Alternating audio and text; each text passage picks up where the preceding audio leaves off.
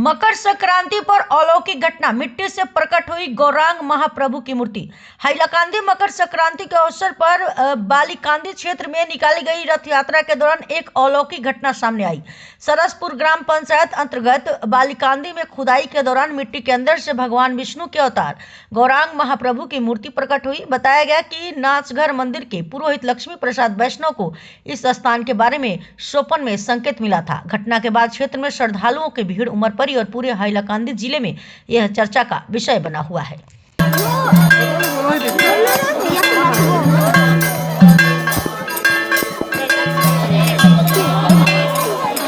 सामने जाते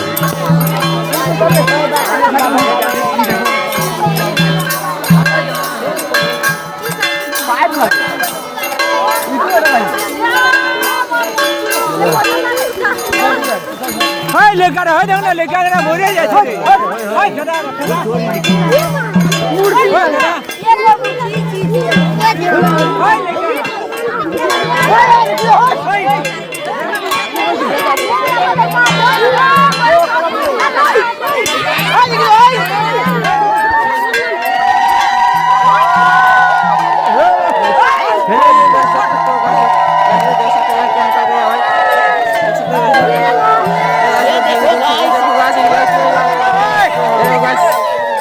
क्या है देखो भाई ये निकला है ये माटी से भीतर से निकला है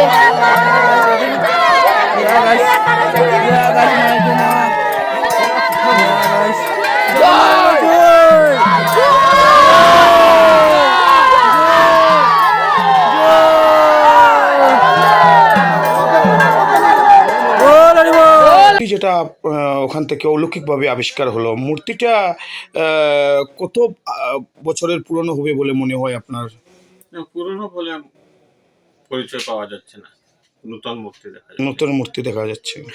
তো এটা কি মানে মূর্তিটা মাটির গড়া মূর্তি না গোল্ডেনের বা কি কিছু? না, যেরকম পাথর দিয়ে বা সিমেন্ট দিয়ে যেরকম মূর্তি তৈরি করা হয় বা মাটি দিয়ে করা হয় ঠিক সেই মতোই সুন্দরভাবে দেখা যাচ্ছে। কোনো গোল্ডেনের কোনো পরিচয় পাইনি, কিন্তু আমরা তো মূর্তিটাকে আমরা মানে পরীক্ষা করি নাই। আচ্ছা, মানে দেখতে কি নতুন মনে হচ্ছে? একদম নতুন মনে হচ্ছে। আচ্ছা আচ্ছা, ঠিক আছে, অশেষ ধন্যবাদ আপনাকে এই বিষয়ে আমাদেরকে জানকারি দেওয়ার জন্য। বলিরাম নুনিয়া জি, তো বলিরাম নুনিয়া জি, আপনাকে আমাদের মিডিয়াতে স্বাগতম জানাই। কালকে আপনাদের এই বালিকান্দি জায়গাতে কি অলৌকিক ঘটনা ঘটেছে এই বিষয়ে বলুন তো।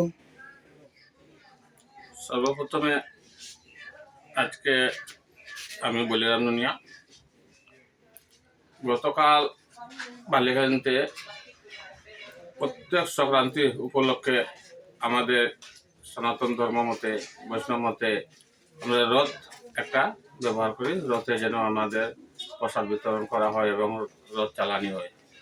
সেই রথের মাধ্যমে ওখানে বৈষ্ণব একজন ছিলেন, উনি এই রথকে নিয়ে পরিক্রমা করতেই প্রথমেতে উনি পরিক্রমা করে দিয়েছেন। ফেরার পথে হঠাৎ ওনার মস্তিষ্কে একটি এলোমেলোভাবে করতেছিল, তখন উনি রথ থেকে ফাল মেরে মাটিতে পড়ে ওনার সঙ্গে বালিকান্দির মহিলা, যুবক এবং অনেক ছেলে মেয়েগুলা এই রথের মাধ্যমে ছিলেন।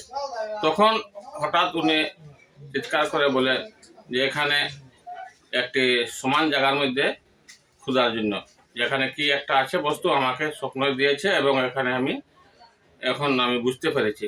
তখন গ্রামের মানুষ এবং ওনাদের সঙ্গে যারা ছিলেন ওনারা কোদাল দিয়ে জায়গাটাকে গর্ত করা হয়। গর্ত করার পরে 2.5 ফুট বা 3 ফুট হবে, সেই জায়গা থেকে একটি মহাপ্রভুর মূর্তি আবিষ্কার হয়।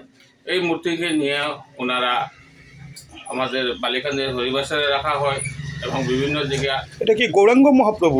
গৌরাঙ্গ মহাপ্রভু মূর্তি। এই যে অলৌকিক ঘটনা, সেই ঘটনা নিয়ে ওনাদের মনে অনেক চাঞ্চল্য সৃষ্টি দেখা দিয়েছে যে এইরকম মূর্তি একটা আবিষ্কার হয়েছে, আমরা কিভাবে সেই মূর্তিকে নিয়ে আমাদের হরিবাসরে রাখা হয়েছিল